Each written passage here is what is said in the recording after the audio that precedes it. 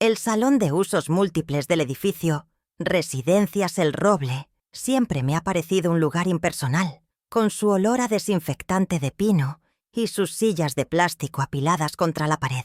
Pero esa tarde, durante la junta de condominio extraordinaria, se sentía como un tribunal. Una docena de mis vecinos, personas a las que he saludado por 30 años, me observaban con una mezcla de curiosidad y lástima. Mi hija Clara, sentada a mi lado, me apretaba la mano con una fuerza que no pretendía ser reconfortante, sino controladora. Su sonrisa, perfectamente ensayada, estaba dirigida a la audiencia, una actuación de hija devota que me revolvía el estómago. Sabía que algo terrible estaba por suceder. El aire estaba cargado de una tensión que solo yo parecía entender en su totalidad. El abogado de mi hija, Rodrigo Funes, un hombre con un traje demasiado caro y una sonrisa que no le llegaba a los ojos, carraspeó para llamar la atención. Colocó sobre la mesa una carpeta de cuero y, con un gesto teatral, deslizó un documento hacia el administrador del edificio. «Hemos preparado un plan de asistencia para la señora Elena», anunció con voz untuosa. «Para facilitarle las cosas». La frase flotó en el silencio, cargada de un significado ominoso.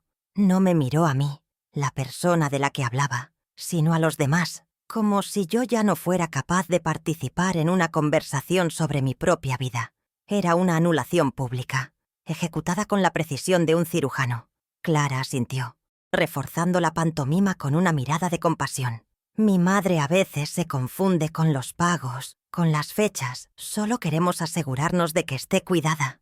El administrador, un hombre nervioso llamado señor Pérez, miró el documento y luego a mí, incómodo. Pude ver las palabras en la primera página. Poder notarial amplio y general. Sentí una ráfaga de hielo en las venas. No era un plan de asistencia. Era una sentencia. Querían despojarme de todo, empezando por mi autonomía. Y lo estaban haciendo frente a la misma comunidad que me había visto criar a esa misma hija, que ahora intentaba borrarme. Rodrigo Funes finalmente se dirigió a mí. Su tono condescendiente era una ofensa calculada. «Señora Elena, es solo una formalidad para facilitarle las cosas, para que no tenga que preocuparse por nada». Su voz era suave, pero sus palabras eran duras como el acero. La humillación era tan palpable que casi podía saborearla, amarga como la hiel. Retiré mi mano del agarre de Clara, un pequeño acto de rebelión que pareció sorprenderla. El calor de su piel se sentía falso, una mentira más en una tarde llena de ellas. Reuní la poca dignidad que me quedaba y lo miré directamente a los ojos, asegurándome de que mi voz, aunque baja, fuera perfectamente clara y firme. «Facilitarle las cosas. ¿A quién exactamente, abogado?», pregunté. El silencio que siguió fue absoluto, denso y pesado. La sonrisa de Funes vaciló por una fracción de segundo. Clara me lanzó una mirada de advertencia. Los vecinos desviaron la vista, de repente muy interesados en sus zapatos o en las grietas del techo. Los del 4B, un matrimonio joven que siempre me había parecido simpático, cuchicheaban detrás de sus manos. Solo Lucía, mi vecina del 3A y amiga de toda la vida, me sostuvo la mirada. En sus ojos no vi lástima, sino una profunda y alarmada preocupación. Ella sabía que algo estaba fundamentalmente mal. El documento quedó sobre la mesa, una serpiente de papel esperando mi firma. Podía ver, incluso, desde mi asiento cláusulas que hablaban de administración total de bienes muebles e inmuebles y decisiones médicas irrevocables. Era una toma de control hostil, disfrazada de cuidado filial. El señor Pérez, queriendo disolver la tensión, balbuceó algo sobre revisar los estatutos y dio por terminada la reunión. La gente se levantó con prisa, ansiosa por escapar de la escena. Clara intentó tomar mi brazo de nuevo, pero me aparté. La batalla había comenzado, y aunque ellos habían disparado, primero no sabían que yo también tenía un arsenal. Mientras caminaba por el pasillo de regreso a mi apartamento, el eco de mis propios pasos sonaba extrañamente decidido.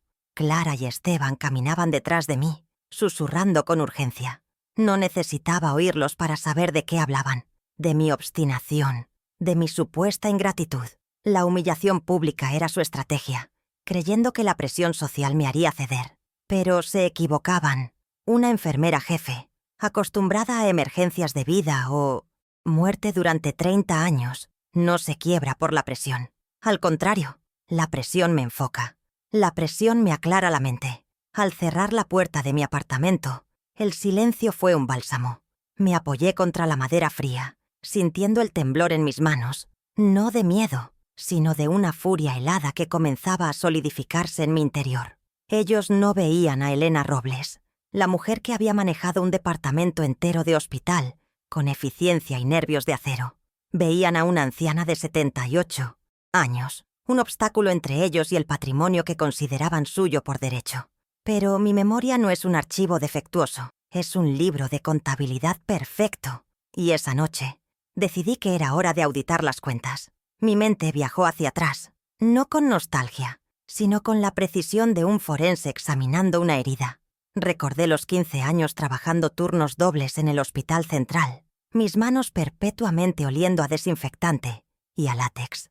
Lo hice para pagar los $80,000 que costó la carrera de arquitectura de Clara en una universidad privada de élite, mientras sus manos dibujaban planos de casas de lujo en las que nunca viviríamos. Las mías cambiaban sueros y sostenían las de los moribundos. Consideré ese sacrificio una inversión en su futuro, no un adelanto de mi herencia para que ella lo reclamara antes de tiempo.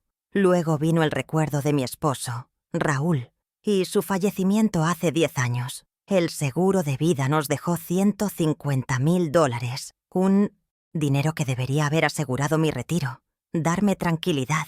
En cambio, lo usé íntegramente para liquidar la hipoteca de este apartamento de 180 metros cuadrados, nuestro hogar, y para financiar la construcción de la ampliación de 70 metros cuadrados, donde Clara y Esteban se instalaron temporalmente. Ese temporalmente se había extendido por 8 largos años, convirtiendo mi santuario en su conveniente base de operaciones, un nido del que no tenían intención de volar.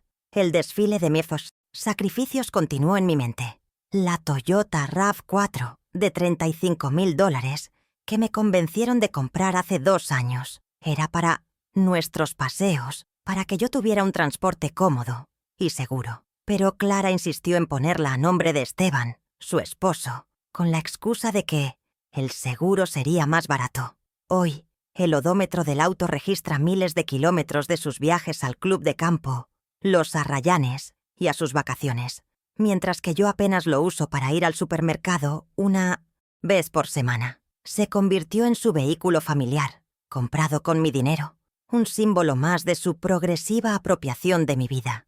Y estaban los microabusos, las pequeñas gotas de veneno, administradas a diario para erosionar mi confianza y pintar un cuadro de senilidad para el mundo exterior. Frases como, ¿estás segura, mamá? Ayer dijiste otra cosa. O, deja que nosotros nos encarguemos. Es muy complicado para ti. Cada una era un pequeño cincelazo contra la estatua de mi competencia, diseñado para hacerme dudar de mi propia mente, para que, cuando llegara el momento del poder notarial, la idea de mi incapacidad ya estuviera sembrada en la mente de todos, incluida, quizás, la mía. Pero mi mente no es tan frágil. Mientras repasaba cada sacrificio, cada cesión de terreno, no sentía tristeza, sino una claridad glacial. Comprendí que esto no era un evento aislado, sino la culminación de un largo y metódico asedio a mi independencia. Habían confundido mi amor incondicional con una debilidad explotable. Mi generosidad no era vista como un regalo, sino como una obligación. Mi deseo de mantener a la familia unida, el ancla a la que me aferré tras la muerte de Raúl, se había convertido en la soga con la que ahora intentaban atarme. Miré un viejo álbum de fotos sobre la mesita de centro. Lo abrí en una página al azar. Una foto de Clara a los 10 años, sonriendo con la boca llena de pastel en su cumpleaños. La niña que creía conocer, la que yo había criado para ser fuerte, independiente. ¿Dónde estaba? ¿O acaso mi amor me había cegado a la verdad de su carácter? Quizás la codicia no era un rasgo adquirido, sino una semilla que había estado latente todo el tiempo, esperando las condiciones adecuadas para germinar. Y mi viudez, mi soledad y mis ahorros habían sido el suelo fértil perfecto. Cerré el álbum con un golpe seco.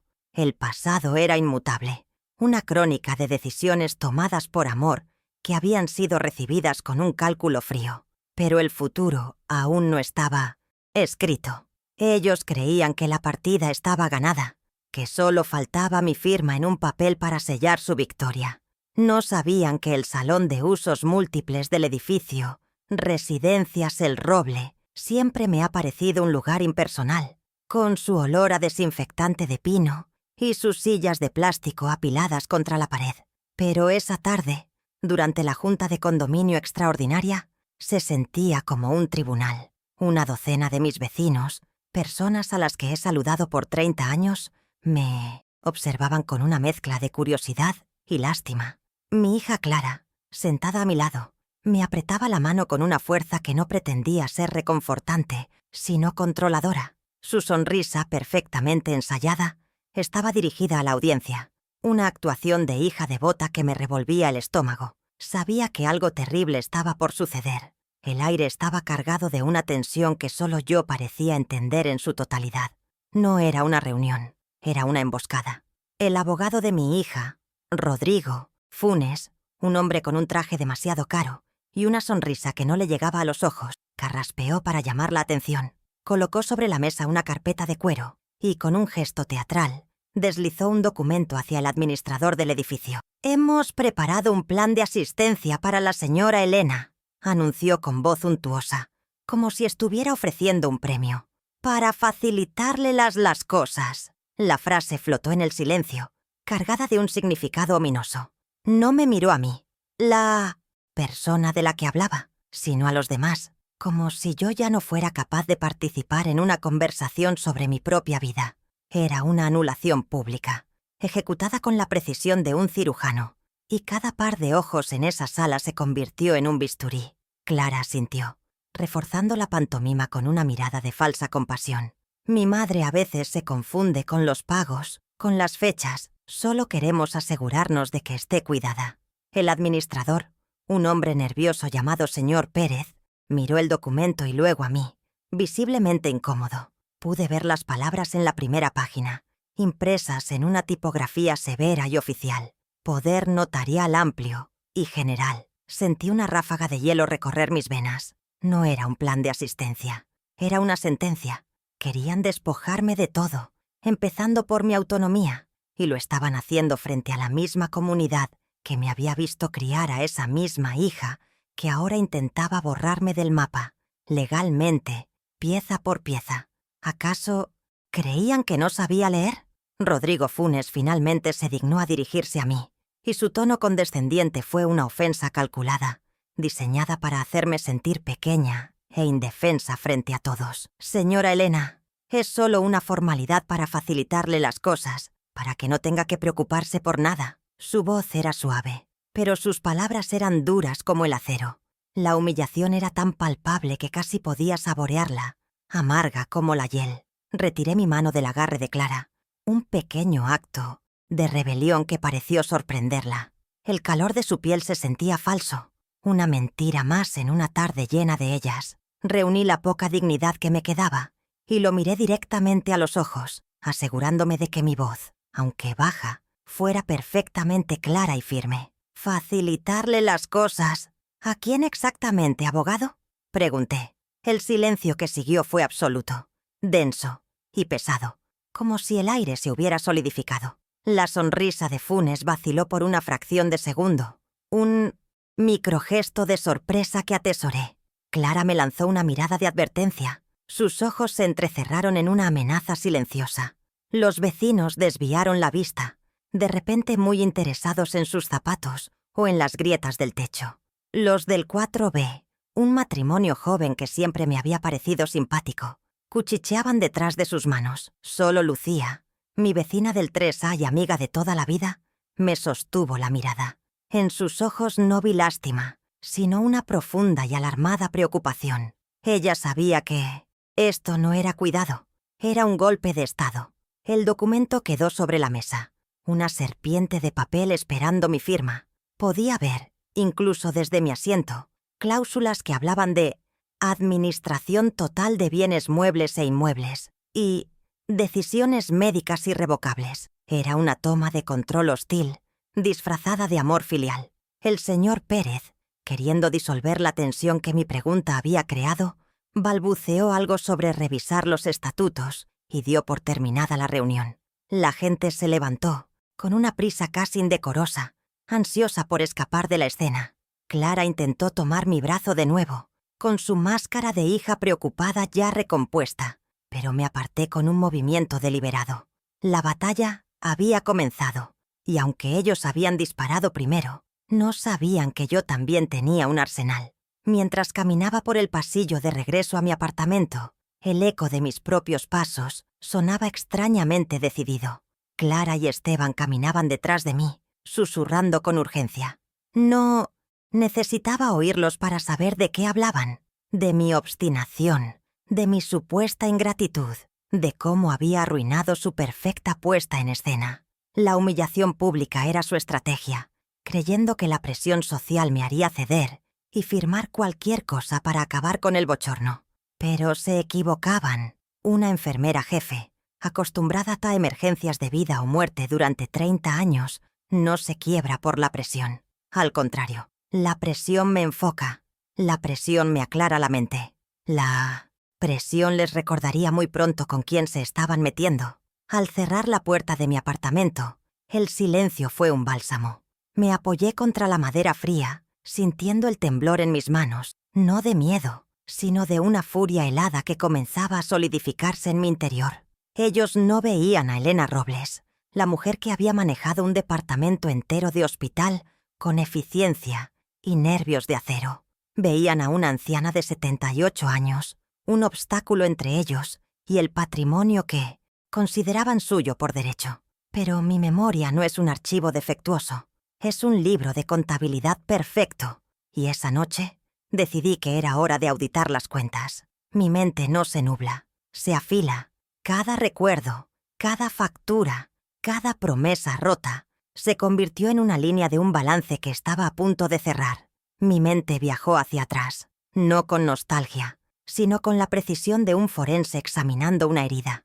Recordé los 15 años trabajando turnos dobles en el Hospital Central, mis manos perpetuamente oliendo a desinfectante y a látex. Lo hice para pagar los $80,000 que costó la carrera de arquitectura de Clara en una universidad privada de élite, mientras sus manos dibujaban planos de casas de lujo en las que nunca viviríamos. Las mías cambiaban sueros, sostenían las de los moribundos y llenaban informes hasta la madrugada. Fueron más de 5,000 turnos extras, noches de Navidad y años nuevos bajo luces fluorescentes, sacrificados en el altar de su futuro.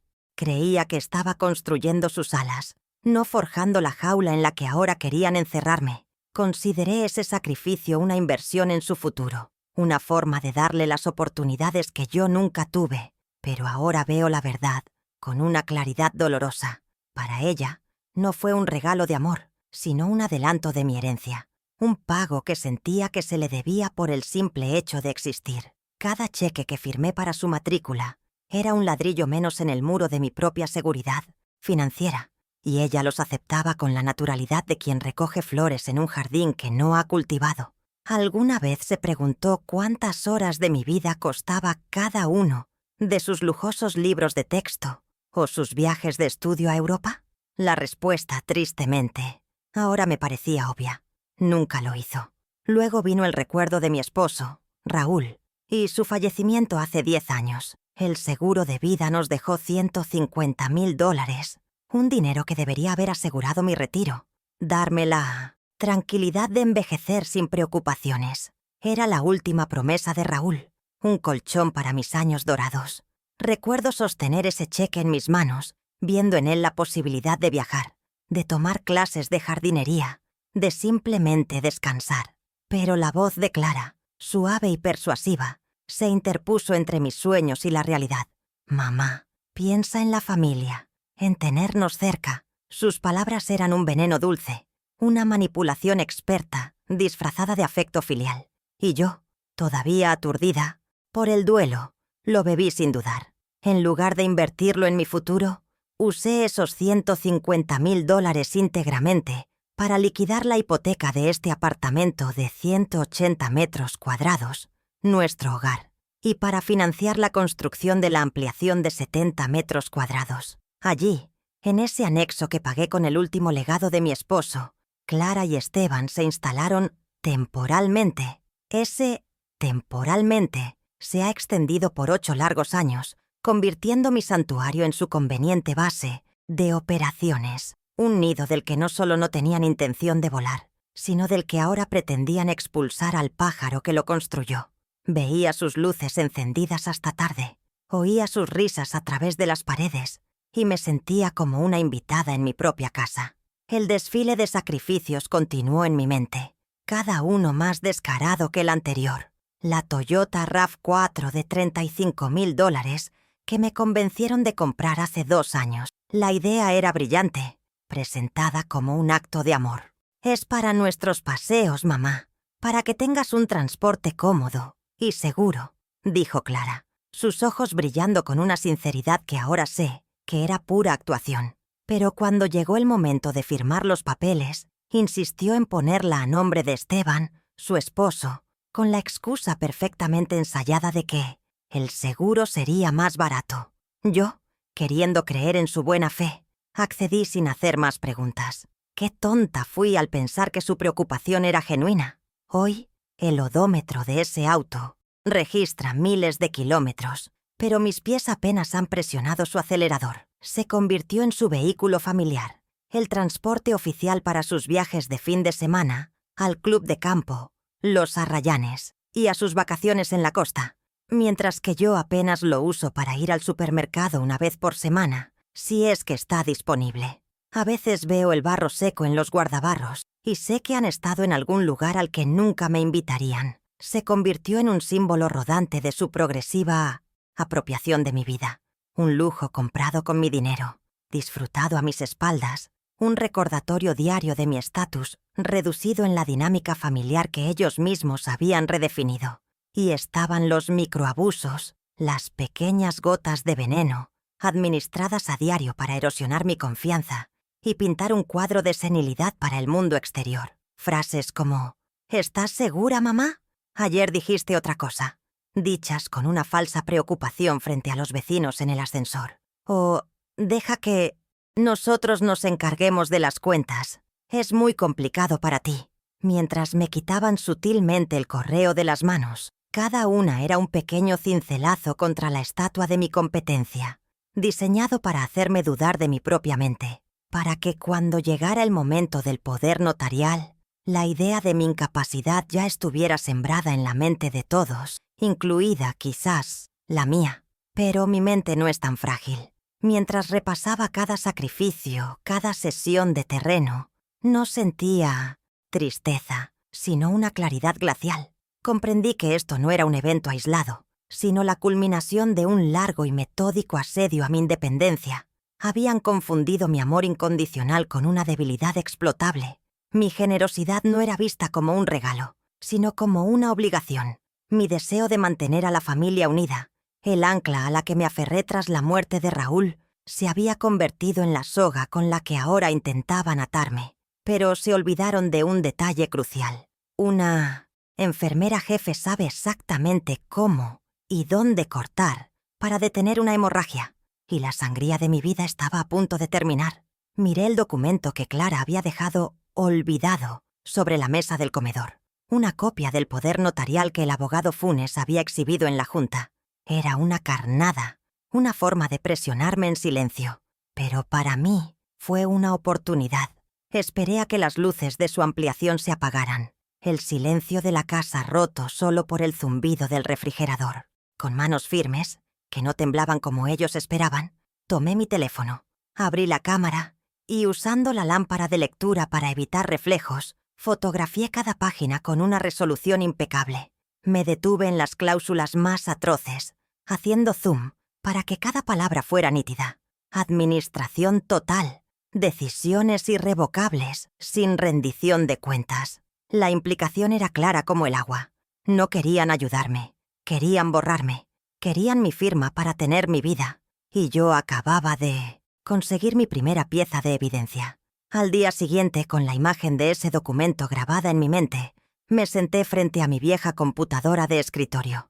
Clara y Esteban siempre asumieron que mi relación con la tecnología era distante. La de una mujer de otra era.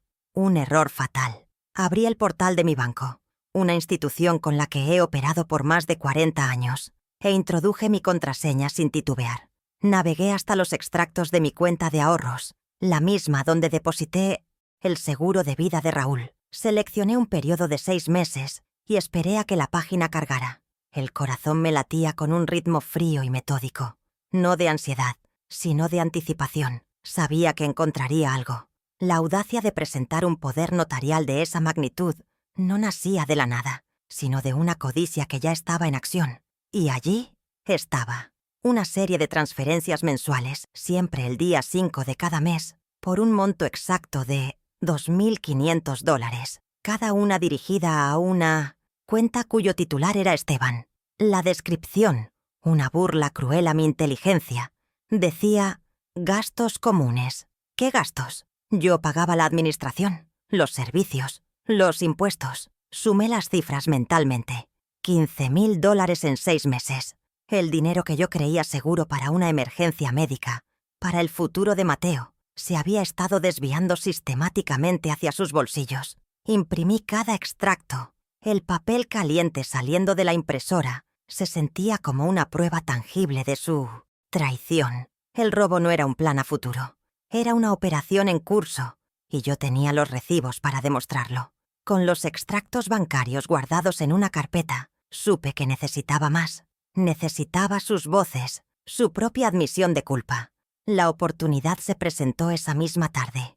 Clara entró a la cocina mientras yo preparaba el té, quejándose del costo de la membresía del club. Era el momento perfecto. Discretamente, activé la grabadora de voz de mi celular y lo deslicé en el bolsillo de mi delantal. Con una voz cuidadosamente calibrada para sonar frágil y confundida, le pregunté por el dinero. Clara, hija, he estado revisando mis cuentas y parece que me falta un dinero considerable. No entiendo los números. Ella suspiró. Su impaciencia era palpable. Su respuesta fue una daga directa al corazón, pero la recibí con la calma de un cirujano. Cada palabra que pronunciaba se convertía en un eslabón más de la cadena que yo estaba forjando para ellos. «Ay, mamá, por favor, no empieces», dijo con ese tono condescendiente que había perfeccionado. «No te falta nada. Esteban y yo estamos moviendo un poco de tu dinero para que genere rendimientos. Es una inversión, ¿entiendes? Con eso aseguramos el pie para la casa de la playa. Ese dinero quieto en el banco no le sirve a nadie». Hizo una pausa y luego soltó la frase que sellaría su destino. «Además, a tu edad, sinceramente, ¿para qué lo necesitas?». El eco de sus palabras quedó suspendido en el aire, grabado en el pequeño dispositivo en mi bolsillo. No solo era la admisión del robo, era la justificación, la anulación total de mi derecho a mi propio futuro. Detuve la grabación. Ya tenía la confesión. La soberbia, descubrí, es la enemiga mortal de la discreción. El universo, a veces, tiene un extraño sentido de la justicia. 2 días después, Clara y Esteban salieron a una cena de gala en su club y me pidieron que vigilara a Mateo. Mi nieto estaba absorto en sus videojuegos, con los audífonos puestos. Al pasar por el pequeño estudio que habían improvisado en la ampliación, vi la pantalla de la computadora encendida. La sesión del correo familiar estaba abierta. Mi primer instinto fue alejarme, respetar su privacidad, pero las palabras de Clara resonaban en mi cabeza. A tu edad ya no lo necesitas. La privacidad, como el respeto, es una vía de doble sentido. Me acerqué y mis ojos se posaron en un hilo de correos entre mi hija y el abogado Rodrigo Funes. El asunto era inequívoco. Proceso señora Robles, consignatos. El pulso firme. Hice clic. El intercambio era más vil de lo que había imaginado. Eran semanas de correspondencia, detallando estrategias para demostrar mi deterioro cognitivo. Hablaban de buscar testimonios de vecinos, de provocarme en público para grabar mis reacciones. Y entonces leí la frase clave en un correo enviado por Clara. Rodrigo, necesitamos acelerar el proceso de interdicción antes de que se dé cuenta de los movimientos financieros y bloquee las cuentas. La palabra interdicción Me golpeó con la fuerza de un golpe físico. Era el término legal para declarar a alguien incompetente. No solo querían mi dinero, querían mi identidad legal. Seleccioné imprimir cadena completa. La impresora zumbó, escupiendo las hojas de su conspiración. Eran la prueba irrefutable de la premeditación. Al día siguiente, con un propósito renovado, tomé un taxi hacia el centro de la ciudad, al Banco Nacional. El edificio de mármol siempre me había parecido un templo de seguridad y permanencia. Saludé al gerente, el señor Méndez, a quien conocía desde que venía con Raúl a firmar nuestra primera hipoteca. Le pedí acceso a mi caja de seguridad. En la pequeña sala privada, con paredes de acero y un silencio solemne, inserté mi llave y la del empleado del banco. El chasquido de la cerradura al abrirse fue satisfactorio.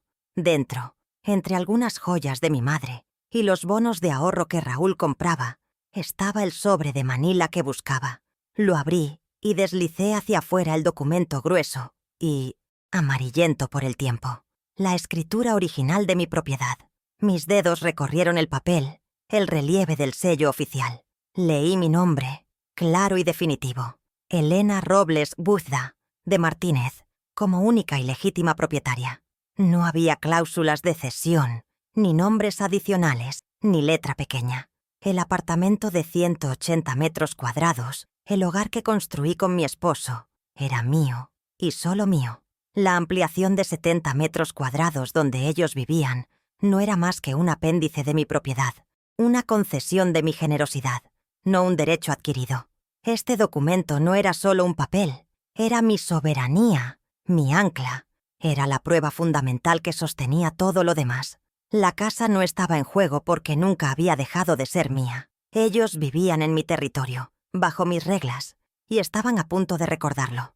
Esa noche, extendí mi arsenal sobre la mesa del comedor. A la izquierda, las fotos nítidas del poder notarial abusivo. Junto a ellas, los extractos bancarios con los $15,000 robados resaltados en amarillo. En el centro, las hojas impresas de los correos electrónicos, una crónica detallada de su complot. A la derecha, imponente en su simplicidad, la escritura original de mi hogar. Puse mi celular en la mesa y reproduje la grabación. La voz de Clara, llena de desdén, llenó el silencio. A tu edad, ya no lo necesitas. Cada pieza de evidencia era un clavo en el ataúd de su plan. No había ambigüedad, no había espacio para la duda. Tenía los motivos, los medios y la confesión. Ya no me sentía como una víctima acorralada. Me sentía como la enfermera jefe que siempre fui, evaluando un diagnóstico y preparando un plan de tratamiento. La hemorragia de mi patrimonio y mi dignidad había sido localizada. Las herramientas para la intervención quirúrgica estaban listas. No habría más súplicas ni discusiones. A partir de este momento, solo habría acciones, consecuencias y procedimientos. Tomé el teléfono, pero esta vez no fue para tomar fotos o grabar. Conversaciones. Busqué en mi agenda el número de Javier Soto, un joven abogado que una colega del hospital me había recomendado hacía tiempo, describiéndolo como brillante y absolutamente implacable. Marqué su número. La fase de recolección de pruebas había terminado. La contraofensiva estaba por comenzar. La llamada a Javier Soto, el lunes a las 10 de la mañana, fue el primer movimiento en un tablero que solo yo podía ver. Su oficina, en el piso 20 de un edificio de acero y cristal, era un mundo opuesto al mío, un lugar de líneas rectas y consecuencias claras. No había fotografías personales, solo diplomas y una vista panorámica de la ciudad que parecía reducir los problemas a una escala manejable. Me recibió con una formalidad respetuosa, sin la condescendencia que había visto en los ojos de Funes. Me ofreció un vaso de agua, que acepté. El cristal frío en mi mano se sentía como un ancla a la realidad, un recordatorio de la frialdad que ahora debía adoptar como mi propia piel. No le llevé una historia de lágrimas, sino una carpeta con hechos. Sobre la superficie pulida de su escritorio de caoba, coloqué las fotografías del poder notarial que había tomado con mi celular. Le expliqué la escena en la junta de condominio, la humillación pública, la historia de los sacrificios financieros. Hablé con la precisión de una enfermera entregando un reporte de turno, sin adornos ni melodrama. Javier Soto no me miró con lástima, sino con el interés de un estratega, evaluando el terreno. Escuchó sin interrumpir, asintiendo ocasionalmente. Necesito 48 horas para revisar esto y proponerle un curso de acción, señora Robles, dijo al final. Pero por lo que veo, usted ya ha hecho la mitad de mi trabajo. Su validación fuese el primer bálsamo en una herida muy profunda. Al salir de su oficina, el aire de la calle se sentía más ligero, como si hubiera descargado una parte del peso que llevaba. La ciudad, con su ruido y su prisa, ya no me parecía abrumadora, sino un campo de posibilidades. Por primera vez en meses, no me sentía como una víctima esperando el siguiente golpe, sino como una jugadora que acababa de mover una pieza clave. Sabía que la batalla legal estaría en manos de Javier, pero la guerra psicológica y la recolección de pruebas seguían siendo mi responsabilidad. Él trazaría el mapa, pero yo tendría que navegar el terreno minado de mi propio hogar. El siguiente paso no requería un abogado, sino el coraje de una mujer que ya no tenía nada que perder. El martes a las 9 en punto, entré en la sucursal del Banco Nacional donde he sido cliente por más de 40 años. El mármol frío bajo mis zapatos y el olor a papel y dinero eran familiares, un santuario de estabilidad. Pedí hablar con el gerente, el señor Méndez, un hombre que había visto a mi nieto Mateo crecer a través de las fotos que yo le mostraba. En su oficina privada, le expliqué la situación con la misma claridad que había usado con mi abogado, pero con un matiz más personal. Le mostré los extractos impresos con las transferencias de $2.500 a la cuenta de Esteban. Su rostro, normalmente afable, se endureció con una indignación profesional.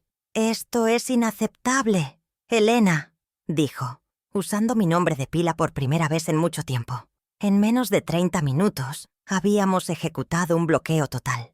Quiero revocar cualquier poder o autorización a terceros sobre todas mis cuentas, con efecto inmediato. Le indiqué. Quiero establecer alertas por mensaje de texto para cada transacción superior a $50 y quiero generar nuevas claves de acceso para la banca en línea que solo yo conoceré. El señor Méndez tecleó furiosamente en su computadora. Cada clic era una puerta que se cerraba para Clara y Esteban.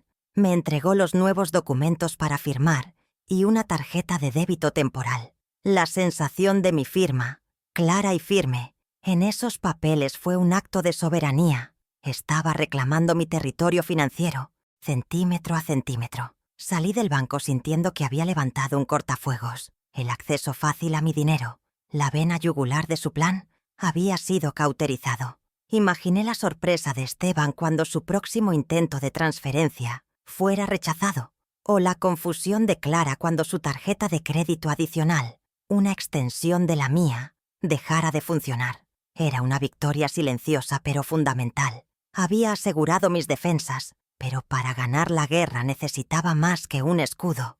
Necesitaba una espada. Sabía que su arrogancia sería su perdición, y que si esperaba con la paciencia de un cazador, ellos mismos me entregarían el arma que necesitaba para su derrota final. La oportunidad se presentó el miércoles por la noche, tal como había previsto. Clara y Esteban salieron a cenar, dejándome a cargo de Mateo, quien, como de costumbre, se sumergió en su mundo de videojuegos, con los audífonos puestos. La casa estaba en silencio. Al pasar por el estudio, vi la luz azulada de la pantalla de la computadora portátil de Esteban. La sesión del correo familiar estaba abierta. Mi corazón dio un vuelco, no de nerviosismo, sino de certeza. Me acerqué, sintiéndome como una espía en mi propio hogar. El hilo de correos con el abogado Rodrigo Funes estaba allí, a solo un clic de distancia. La privacidad es un derecho que se pierde cuando se usa para conspirar contra quien te ha dado un techo. Leí cada palabra, sintiendo cómo la furia helada se solidificaba en mis venas. Discutían abiertamente cómo fabricar evidencia de mi deterioro cognitivo. Hablaban de provocarme en público, de pedir a los vecinos que testificaran sobre mis confusiones. Entonces, la vi. La frase de Clara que lo cambió todo. Rodrigo, necesitamos acelerar el proceso de interdicción antes de que se dé cuenta de los movimientos financieros y bloquee las cuentas. Interdicción. La palabra resonó en mi mente, un término legal brutal para anular a una persona. No solo querían mi dinero, querían aniquilarme legalmente. Sin dudarlo, conecté la impresora y seleccioné «Imprimir cadena completa». El zumbido del aparato fue la banda sonora de su traición, ahora documentada en papel. Al día siguiente, con las pruebas de su conspiración guardadas junto a la escritura de mi casa, ejecuté la siguiente fase de mi plan. Sabía que necesitaba su propia voz, una confesión que ningún abogado pudiera desmentir. La provoqué deliberadamente por la tarde, mientras preparábamos un té, con la grabadora de mi celular activada en el bolsillo de mi delantal. Adopté mi papel de anciana frágil. «¿Clara, hija?», empecé, modulando mi voz para que sonara temblorosa. Estuve mirando mis papeles del banco. Me parece que falta dinero. No entiendo estos números. Me confunden. Era una actuación digna de un premio, y ella mordió el anzuelo con una impaciencia predecible. Su suspiro fue audible, cargado del desdén que ya no se molestaba en ocultar. «Ay, mamá, por favor, no empieces con eso otra vez», dijo, su voz goteando con descendencia. «No te falta nada. Esteban y yo estamos moviendo un poco de tu dinero para que genere rendimientos. Es una inversión, ¿entiendes? Con eso aseguramos el pie para la casa de la playa». Hizo una pausa, y luego pronunció las palabras que se convertirían en su sentencia. «Además, ese dinero quieto en el banco no le sirve a nadie. Sinceramente, a tu edad, ¿para qué lo necesitas?». El clic silencioso con el que detuve la grabación en mi bolsillo fue el sonido de un martillo de juez. Tenía la confesión.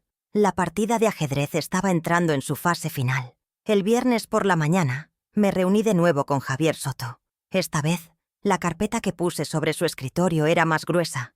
Contenía los extractos bancarios, la cadena completa de correos electrónicos y mi celular con la grabación lista para ser reproducida. Mientras él leía y escuchaba, su expresión pasó de la seriedad profesional a una de asombro contenido. «Señora Robles», dijo finalmente, mirándome con un nuevo nivel de respeto, «usted no necesita un abogado que la defienda. Necesita uno que ejecute sus órdenes». En esa reunión, la estrategia cambió de defensiva a una ofensiva total. El primer paso, sugirió él, debía ser claro, legal e innegociable. Reclamar mi propiedad. Preparamos el documento esa misma mañana. Una notificación extrajudicial, redactada en un lenguaje legal implacable, revocando el comodato verbal bajo el cual Clara y Esteban habían ocupado la ampliación de mi apartamento durante 8 años. Les otorgaba un plazo de 30 días corridos para desalojar la propiedad. No era una sugerencia, era una orden legal. Javier se encargó de que un notario la entregara personalmente esa misma tarde. Yo sabía, por los comentarios de Clara, que tenían planeada su cena de gala mensual en el club de campo Los Arrayanes esa noche. La notificación llegaría justo cuando estuvieran vistiéndose para su gran evento social. Regresé a casa y esperé. La calma en el apartamento era la calma antes de la tormenta. Podía oír el murmullo de sus preparativos a través de la pared, el sonido del agua en su ducha, la música suave. A las 7 de la tarde sonó el timbre.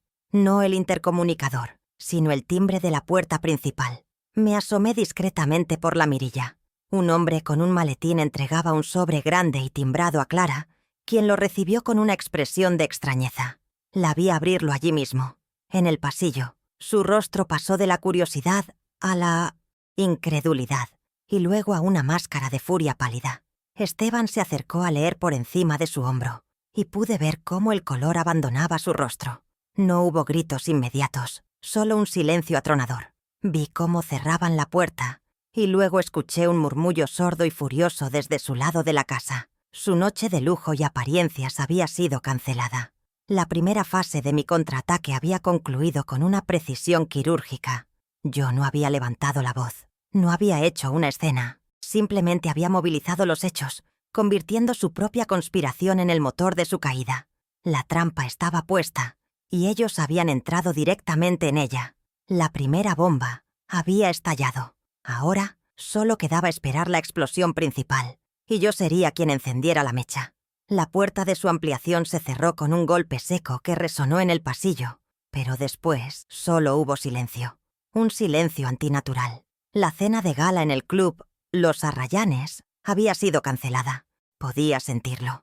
Imaginé el vestido de seda de Clara, ahora inútil, y el traje de Esteban, colgado como un fantasma de sus aspiraciones sociales. Yo, mientras tanto, me preparé una taza de té de manzanilla, el vapor empañando ligeramente la ventana de la cocina. El sobre timbrado que habían recibido no era una bomba ruidosa, sino un veneno de acción lenta, diseñado para corroer su falsa seguridad desde adentro. La primera fase de mi plan no buscaba una explosión, sino una implosión, y el silencio que emanaba de su lado de la casa era la prueba de que las paredes de su mundo comenzaban a ceder. No tardaron ni 20 minutos. No fue un golpe furioso en mi puerta, sino una serie de toques rápidos, casi histéricos. Era Clara. Abrí la puerta despacio, encontrándola de pie en el umbral, con el rostro pálido y los ojos inyectados en una furia que luchaba por contener. Todavía llevaba puesto su costoso vestido de noche, pero el maquillaje perfecto estaba arruinado por una tensión que le crispaba los labios. El contraste entre su atuendo de fiesta y la cruda realidad de la situación era casi grotesco. No me miraba como a una madre, sino como a un obstáculo imprevisto, un error de cálculo en su plan maestro. ¿Se puede saber qué es esto?, siseó, agitando la notificación de desalojo en su mano como si fuera un arma. Su voz era un alambre de púas. «Es una notificación legal, Clara. Creí que tú y tu abogado entenderían el lenguaje», respondí con una calma que pareció enfurecerla aún más. Entonces, recurrió a su arma más antigua y efectiva: la culpa. «Mamá, ¿por qué nos haces esto? Somos tu familia», exclamó, su voz subiendo de tono, buscando esa fibra sensible que tantas veces había manipulado. Pero esa fibra se había vuelto de acero. La miré fijamente, sin parpadear. «Precisamente porque son mi familia, les di todo lo que tenía. Y porque soy su madre, ahora les estoy enseñando el significado de la palabra límite».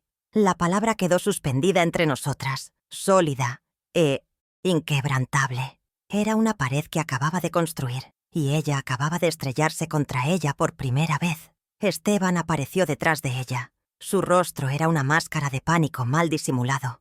No tenía la furia de Clara, sino el miedo de un hombre que ve cómo se derrumba su castillo de naipes financiero. «Elena, por favor, esto es un malentendido», balbuceó, intentando una sonrisa conciliadora que no le llegó a los ojos. «Estábamos tratando de ayudarte. Rodrigo Funes, nuestro abogado, puede explicarlo todo. Es solo un procedimiento para protegerte». El simple hecho de mencionar el nombre de Funes fue su segundo error fatal de la noche. Confirmó que la emboscada en la junta de condominio no fue una idea espontánea, sino una estrategia legal premeditada. Asentí lentamente, como si considerara sus palabras, saboreando el momento en que su propia defensa se convertía en una confesión. «Agradezco la oferta, Esteban», dije, mi voz suave pero cortante como un bisturí. «Pero ya no. Necesito la ayuda del abogado Funes. Ahora tengo el mío propio». El impacto de esa frase fue visible. La mandíbula de Esteban se aflojó, y Clara me miró con una incredulidad total. La idea de que yo, la anciana supuestamente confundida, hubiera buscado asesoría legal por mi cuenta, estaba fuera de su guión. «Mi abogado, el señor Javier Soto, se pondrá en contacto con el de ustedes para discutir los detalles del desalojo y otros asuntos pendientes. A partir de ahora, cualquier comunicación futura será a través de él». Establecí una frontera, un protocolo oficial. Ya no éramos familia discutiendo en un pasillo. Éramos partes en un conflicto legal. Y yo acababa de demostrarles que tenía un general a mi lado. Viendo que las amenazas y la culpa no funcionaban, cambiaron de táctica. La furia de Clara se disolvió en una súplica desesperada. «Mamá, por favor, no tenemos a dónde ir. Lo arreglaremos. Te devolveremos el dinero, lo que sea, pero no nos eches». Era una actuación patética, una capitulación momentánea nacida del pánico, no del remordimiento. Me mantuve en silencio, dejando que sus promesas vacías se desvanecieran en el aire. Mi silencio era mi respuesta. Era el escudo impenetrable contra sus manipulaciones. Comprendieron que las viejas llaves que usaban para abrir las puertas de mi voluntad ya no encajaban en las cerraduras. Se dieron la vuelta y regresaron a su lado de la casa, derrotados en esta primera escaramuza, sin saber que la batalla principal aún estaba por llegar. Esa noche, el silencio fue reemplazado por el sonido sordo de una discusión. Sus voces, amortiguadas por la pared, eran un murmullo tenso y airado. No necesitaba entender las palabras para saber que se culpaban mutuamente, que su alianza, forjada en la codicia, se agrietaba bajo la primera señal de presión. Me senté en mi balcón, ignorando su toxicidad, e inhalé el perfume dulce de mis orquídeas nocturnas. La brisa fresca se sentía como una limpieza, un presagio de la paz que estaba luchando por recuperar.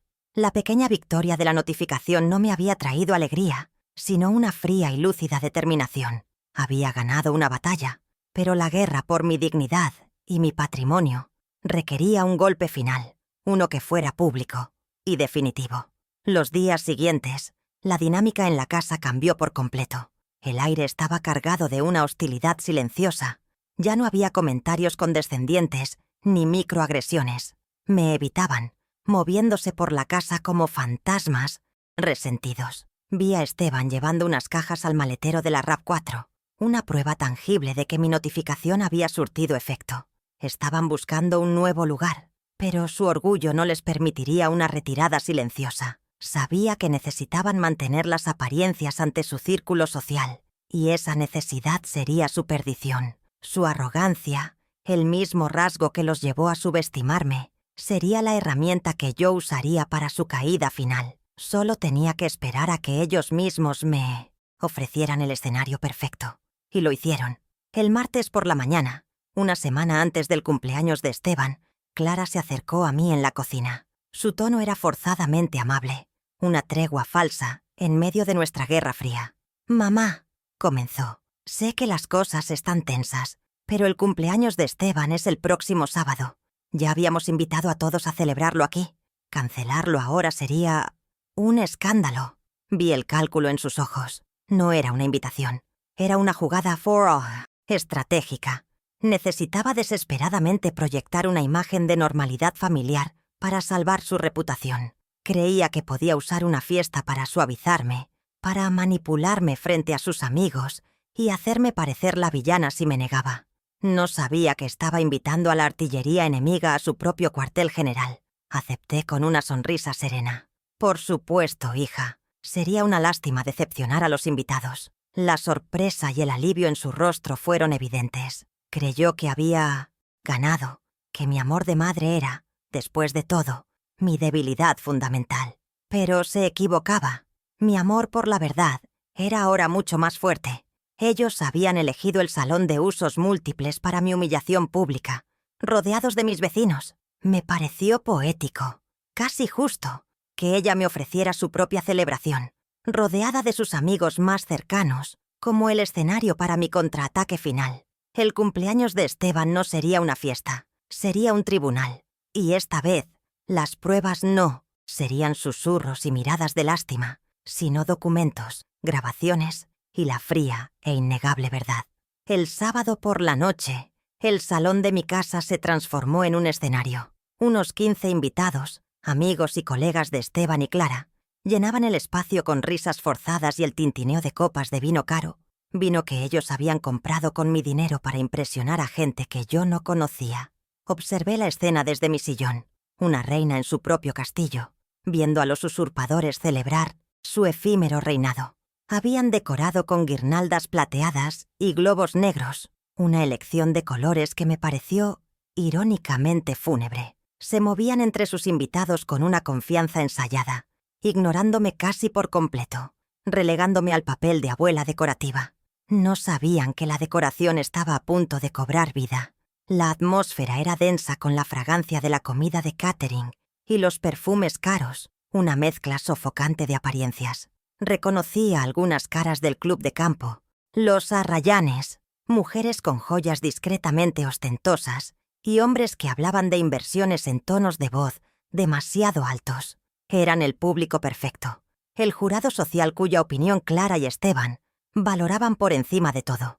Mi hija se reía de un chiste sin gracia contado por el jefe de Esteban, su mano descansando posesivamente en el brazo de su esposo. Era una actuación impecable de la pareja exitosa, la familia perfecta, pero yo veía las finas grietas en su fachada, la tensión en la mandíbula de Esteban, la forma en que los ojos de Clara se desviaban hacia mí cada pocos minutos, asegurándose de que permaneciera en mi lugar. Después de que cantaran el feliz cumpleaños y Esteban soplara las velas de un pastel absurdamente grande, él levantó su copa para un brindis, agradeció a todos por venir, habló de sus logros del año, de sus planes para el futuro, una fantasía construida sobre los cimientos de mi vida. Clara lo miraba con una adoración que me revolvió el estómago. Cuando las copas chocaron y los aplausos se apagaron, me puse de pie lentamente. Todo el ruido se detuvo. Cada par de ojos se volvió hacia mí. Mi movimiento fue deliberado, sin la fragilidad que ellos esperaban. Sostuve mi vaso de agua, no de vino, y carraspeé suavemente. «Si me permiten», dije con una voz serena pero que llenó cada rincón del salón. Yo también quisiera decir unas palabras. El silencio se hizo espeso, expectante. La sonrisa de Clara se congeló en su rostro. «Gracias a todos por venir a celebrar a Esteban en mi casa», comencé, enfatizando sutilmente las dos últimas palabras. «Clara, Esteban, sé que han estado muy preocupados por mi bienestar financiero últimamente, tanto que han decidido tomar cartas en el asunto de una manera muy proactiva». Hice una pausa, dejando que la ambigüedad de mis palabras generara una corriente de inquietud. Caminé hacia la mesa de centro donde había dejado una delgada carpeta de manila. El corazón de la fiesta dejó de latir. Todos contenían la respiración, intuyendo que el verdadero evento de la noche estaba por comenzar. De la carpeta saqué una copia de los extractos bancarios que había impreso días antes. Las transferencias de $2.500 estaban resaltadas en un amarillo fosforescente que parecía brillar bajo la luz tenue. «Tan proactivos», continué, mi voz sin inflexiones, «que decidieron ayudarse a sí mismos con $15.000 de mis ahorros en los últimos 6 meses. Dejé los papeles sobre la mesa, a la vista de todos. El murmullo de los invitados fue instantáneo. Me volví hacia Esteban, cuya cara había perdido todo color. «La etiqueta dice: gastos comunes. Una pregunta, Esteban. ¿La membresía del club de campo subió de precio tan drásticamente este año? Eso es ridículo». «Mamá, ¿qué estás diciendo?», exclamó Clara, su voz un chillido agudo que rompió su cuidada compostura. Esteban balbuceaba, negando con la cabeza, buscando una explicación que no existía. «Es un malentendido. Estábamos invirtiendo tu dinero, Elena, para protegerlo».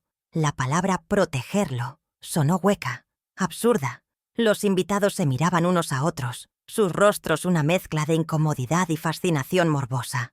La fiesta se había convertido en un juicio, y ellos eran el jurado. Dejé que sus negaciones se agotaran en el aire, que su pánico creciera. Mi calma era el lienzo sobre el cual su desesperación se pintaba con trazos cada vez más salvajes. «Ah, una inversión», repliqué con una suavidad letal. «Entiendo. Una inversión para asegurar el pie de una casa en la playa, si no me equivoco». Ante su mirada de asombro, saqué mi teléfono celular del bolsillo de mi vestido. No dije nada más, simplemente pulsé el botón de reproducir. La voz grabada de Clara, clara y cortante, llenó el silencio sepulcral del salón. «Ese dinero quieto en el banco no le sirve a nadie». Hubo una inhalación colectiva de aire entre los invitados, y luego, la frase final, la que selló su destino social y moral, resonó como una sentencia. «Sinceramente, a tu edad, ¿para qué lo necesitas?». El silencio que siguió a la grabación fue absoluto, pesado, como si el sonido mismo hubiera muerto. Nadie se movió, nadie respiró. Pude ver el impacto de esas palabras en los rostros de sus amigos. La amiga más cercana de Clara, una mujer llamada Verónica, la miraba con una expresión de puro horror. El jefe de Esteban desvió la vista, de repente muy interesado en el patrón de la alfombra. La humillación de Clara fue total. No por mis palabras, sino por las suyas. Su propia voz, su propia codicia, la habían condenado frente al mismo círculo social que tanto se esforzaba por impresionar. Apagué la grabación y guardé el teléfono. La prueba había sido presentada.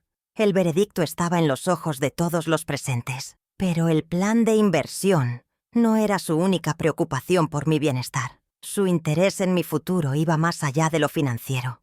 Continué, mi voz cortando la tensión. De la misma carpeta saqué la última prueba. Las hojas impresas de sus correos electrónicos con el abogado Rodrigo Funes. Las dejé caer sobre los extractos bancarios, como la última capa de una tumba de papel. Y aquí, anuncié, está la prueba de su mayor preocupación.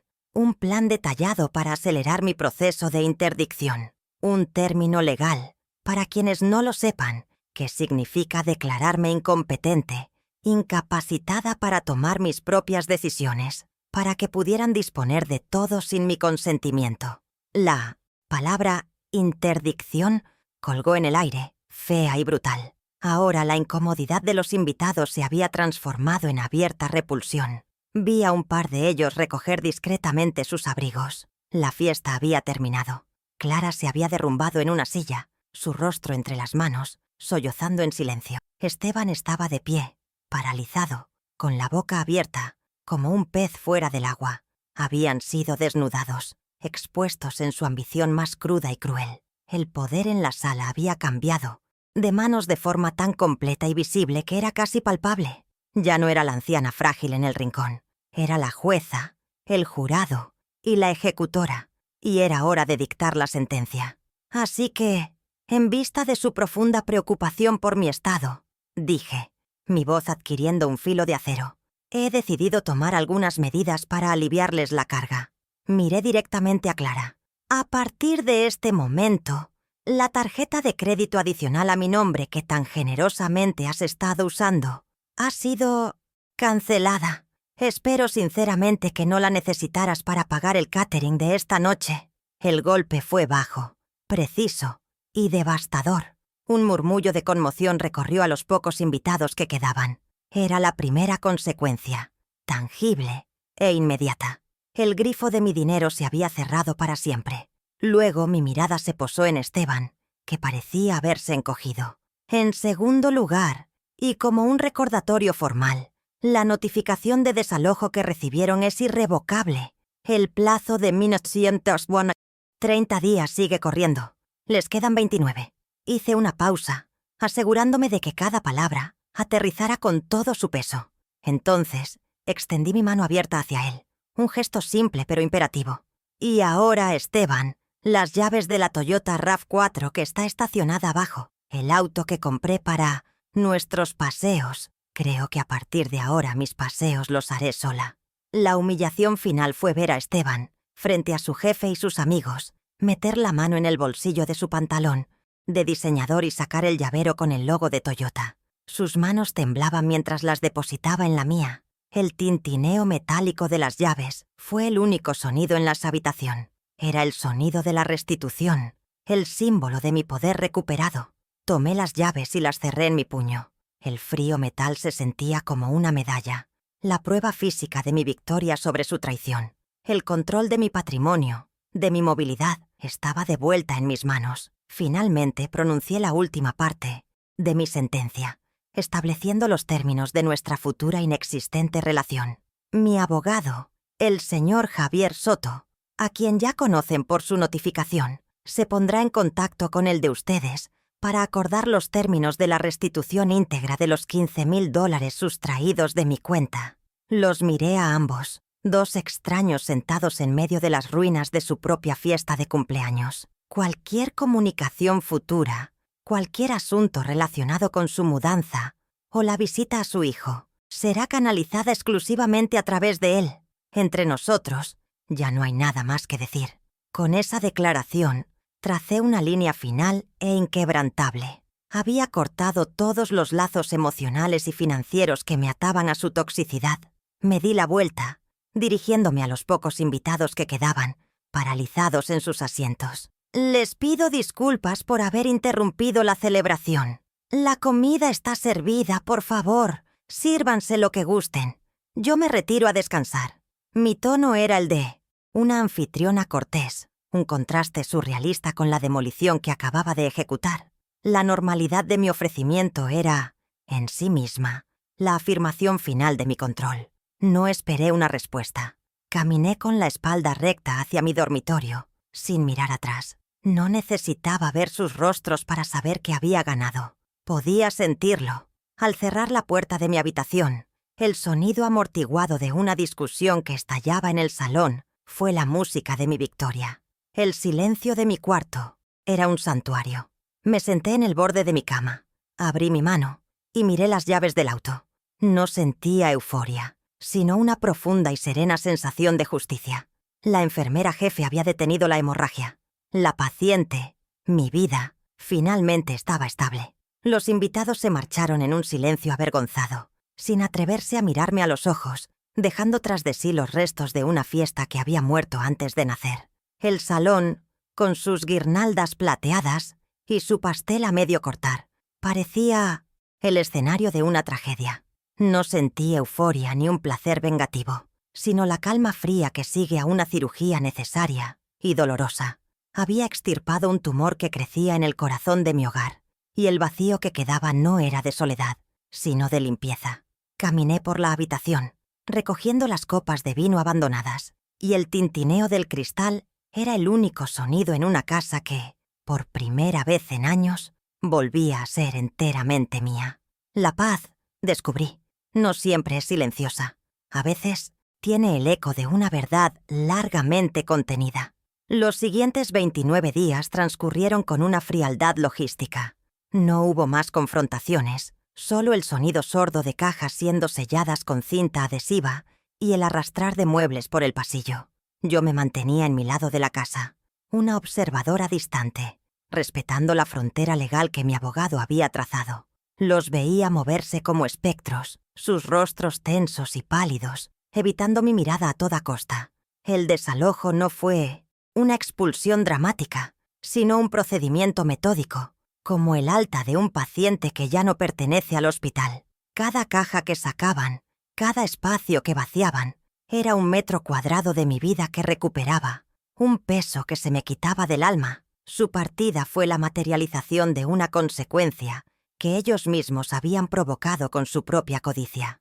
A través de Lucía, mi vecina, me enteré de su nuevo destino, un apartamento alquilado de 2 habitaciones en un barrio al otro lado de Mittelstand, la ciudad, a casi 1 hora de distancia. Un lugar funcional, pero sin el espacio, la luz ni el estatus que tanto valoraban. No sentí satisfacción, sino una distante confirmación de que la realidad tiene su propia forma de ajustar las cuentas. Habían apostado mi patrimonio para financiar un estilo de vida que no podían permitirse, y, al perder la apuesta, habían caído exactamente al nivel que su propia capacidad les dictaba. Su ambición, construida sobre cimientos de arena, se había derrumbado, dejándolos en un lugar mucho más pequeño, un reflejo físico de la disminución de su poder y su influencia sobre mi vida. La comunicación, como había decretado, se volvió un ejercicio de minimalismo digital, solo mensajes de texto, exclusivamente para coordinar las visitas de Mateo. El primer intercambio fue un ejemplo perfecto de los nuevos términos. Un mensaje de Clara: Mateo necesita sus libros de historia para el lunes. Mi respuesta: estarán en la portería a tu nombre a las 4 p.m. de Pantheon. Domingo, por favor, confirma la recepción. No hubo un ¿cómo estás? Ni un mamá, ni un hija. Éramos 2 partes cumpliendo un acuerdo. Las emociones desinfectadas por la formalidad del protocolo. Había levantado un cortafuegos, no solo en mis finanzas, sino también en mi corazón. El acceso a mi vida emocional ahora requería una contraseña que ellos ya no poseían. Lo primero que hice cuando se llevaron la última caja fue reclamar mi territorio, la ampliación de 70 metros cuadrados, que, durante 8 años había sido su nido. Se sentía extraña y vacía. Contraté a un equipo para que la pintara de un blanco luminoso y puliera los pisos hasta que reflejaran la luz del sol. Donde antes estaba su sofá de diseño, ahora coloqué mi viejo escritorio de roble y mis estanterías llenas de libros de botánica y medicina. Transformé su estudio, el lugar donde conspiraron contra mí, en mi santuario personal. El olor a pintura fresca era el aroma de un nuevo comienzo, un bautismo para un espacio que había sido profanado y que ahora, finalmente, volvía a ser sagrado y exclusivamente mío. La primera visita de Mateo fue delicada. El chico de 16 años entró en la casa con una timidez que no le conocía, sus ojos evitando los míos. No lo presioné ni le pregunté por sus padres, simplemente le ofrecí un vaso de limonada y le pregunté por sus videojuegos. Después de un rato, lo invité al balcón. «Estas orquídeas necesitan ayuda», le dije, entregándole unas pequeñas tijeras de podar. Se sentó a mi lado y, en silencio, comenzamos a trabajar juntos, cortando las hojas secas y limpiando los tallos. En ese gesto compartido, sin necesidad de palabras, le estaba mostrando que mi batalla no había sido contra él. El amor genuino, como mis flores, solo necesitaba ser cuidado para seguir floreciendo, lejos de la toxicidad que casi lo había ahogado. Fue en ese balcón, con las manos en la tierra, que encontré mi nuevo propósito. La experiencia me había enseñado una lección brutal, pero necesaria, sobre la vulnerabilidad y la autoprotección.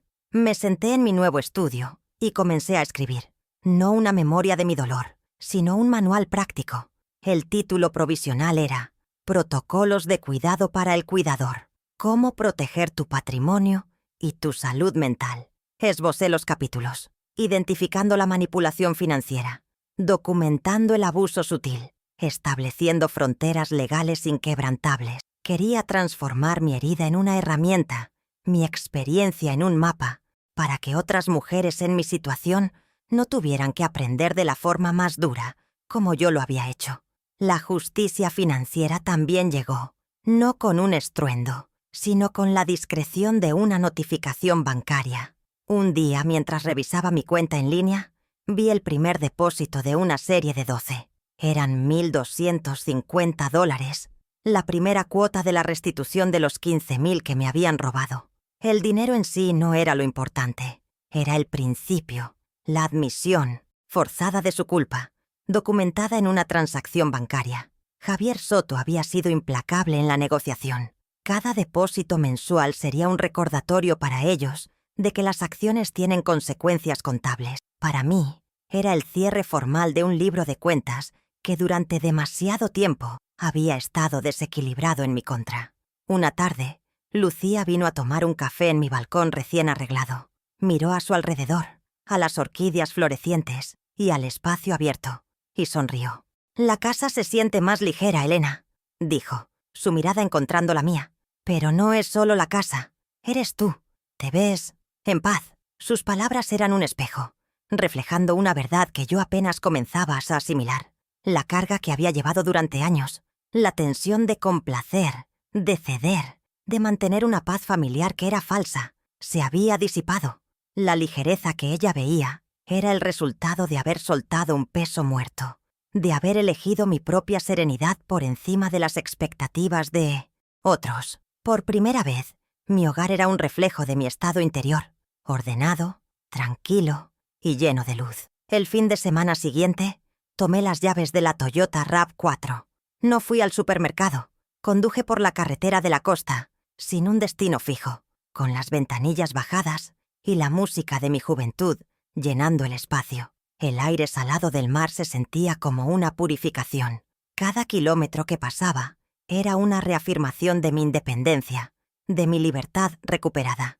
Este auto, que había sido un símbolo de su control y de mi generosidad explotada, era ahora el vehículo de mi autonomía. El odómetro, que antes registraba sus viajes a un club de campo al que yo nunca fui invitada, ahora marcaba el inicio de mis propios viajes, mis propias aventuras, bajo mis propios términos. Una noche volví a abrir el viejo álbum de fotos. Encontré la imagen de Clara a los 10 años, sonriendo con la cara manchada de pastel. La miré largo rato, pero la rabia y el dolor habían sido reemplazados por una melancolía serena.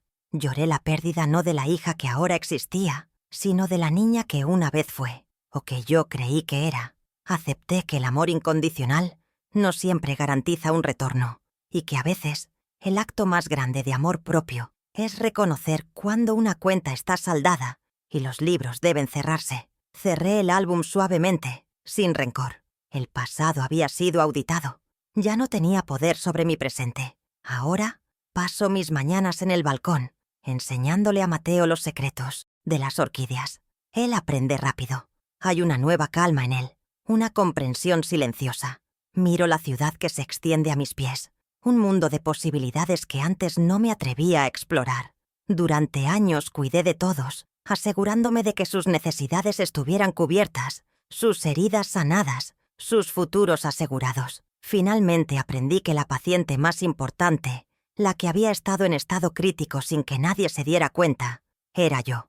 Y mi silencio, ese espacio que ellos llenaron con sus demandas y ambiciones, nunca más será confundido con consentimiento.